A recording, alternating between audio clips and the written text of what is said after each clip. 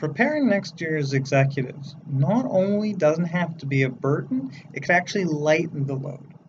It's all about weaving them into the current work, communications, and records, keeping them in mind so that when it comes time for them to take the reins, they're already familiar with the job. When it comes to work, this means doing two things. One, creating as many shadow opportunities as possible. That's something as simple as when somebody goes out to put up posters, they bring somebody with them. Not only will they help put up the posters, thus lightening the load, but it'll give them an opportunity to see where to put up the posters, what the poster policies are, etc. There are 100 other examples of this. If somebody goes to check out a venue, bring somebody else along, a junior member, to take minutes. Not only will you have better minutes, but the person will see what kind of questions do you ask, how do you interact with these venues, and most importantly for these kinds of external meetings, they'll feel better. It won't be brand new to them when they need to do it for the first time next year. The second thing you can do, and what every executive should do, is always ask themselves, do I need to be the one to do this? Could I delegate the work? Every piece of work you delegate is an opportunity to build that person into the kind of leader who can take the reins easily next year. When it comes to communications, there's just one simple rule. Don't use your private email. Either create a general email for the whole club or an email that's specific for each position but not each person. So it's VP Communications at as opposed to, Joe Smith at. The advantage of the general email is that everybody sees it, so it's the most open. It's the hardest to lose the password because everybody who needs it has it.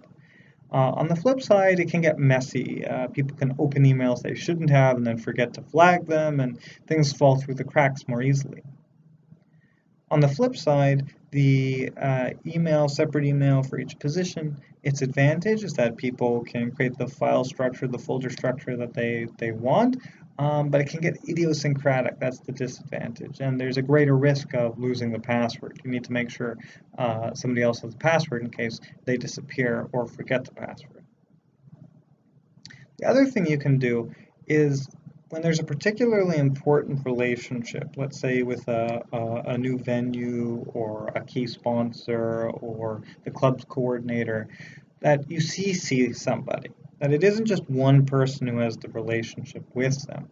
CCing a junior member or BCCing them is even better because then they get to see what these back and forths are like. They get a flavor for the style of writing emails this way, which for new students is genuinely new. They've never written this kind of email before.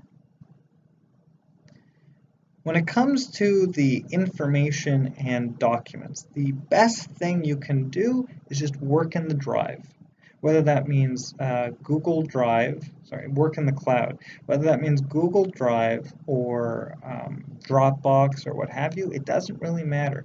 So long as the files are somewhere where everybody can get at them and there's no risk of somebody just walking off with them. This is also a great idea when it comes to version management. Having one draft here, one draft there is a recipe for disaster. But when it comes to getting future execs ready, it's not just about having it all in the drive or the Dropbox or whatever. It's also about thinking how it's going to be used a year, 2 years, 3 years down the road. You should name your files and your folders from the perspective of someone who's going to be using them that far in the future.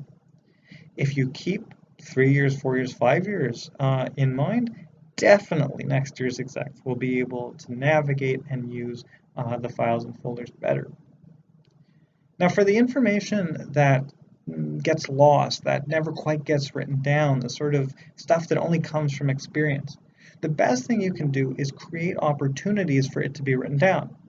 So for example, after each event, get people together just to talk and write down their thoughts, reflections, general things. What did you think about the venue? How do you feel it went?